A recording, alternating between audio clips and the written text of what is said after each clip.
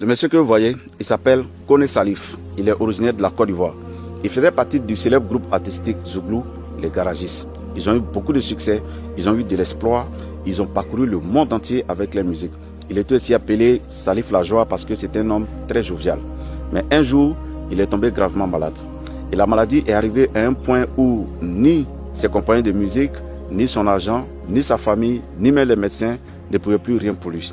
Les médecins lui donnaient vraiment peu de chances de guérison parce qu'il était dans un coma très profond. Mais 4 jours plus tard, il s'est réveillé à l'église. Parce qu'en réalité, on l'avait amené urgemment à l'église et les hommes de Dieu ont prié pour lui. Et après 4 jours de coma, il était revenu à la vie. On lui a demandé comment il s'appelait. Instantanément, il a répondu, je m'appelle Lazare. Il a dit Lazare sans même savoir, sans même connaître l'histoire biblique de Lazare. Parce qu'en réalité, Lazare était mort et 4 jours plus tard, Jésus l'avait ressuscité. Et lui, après 4 jours de coma, on avait prié pour lui et il était revenu à la vie. Donc, il s'appelait donc Lazare.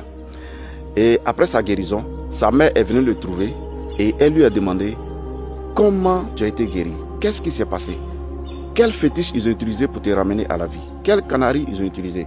Il a dit maman, ce n'est ni un fétiche ni un canari, mais c'est la Bible, la prière et Jésus qu'ils ont utilisé pour me guérir, pour me ramener à la vie.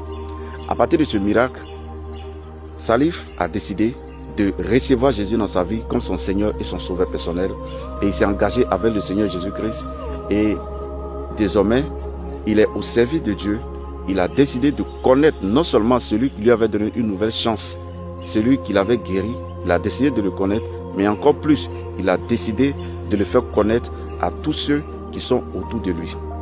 Lorsqu'il était malade et que ni ses relations, ni son argent, ni son succès, ni ses exploits ne pouvaient rien pour lui, Jésus était venu pour le ramener à la vie, pour lui donner une chance nouvelle. Et lui, il répond désormais à cet amour de Christ par son engagement avec le Seigneur Jésus-Christ en étant à son service en tant que l'évangéliste Kone Lazare. À travers cette histoire, j'aimerais m'adresser à tous mes frères et sœurs qui ne connaissent pas encore le Seigneur Jésus-Christ. J'aimerais vous dire que Jésus, il est la vie véritable.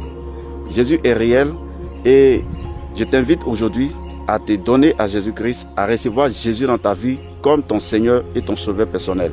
Et il viendra te guérir de toutes tes maladies, il viendra te ramener à la vie, il viendra délivrer ton âme de toute oppression démoniaque et te donner la paix, un espoir nouveau, une vie nouvelle, une chance nouvelle.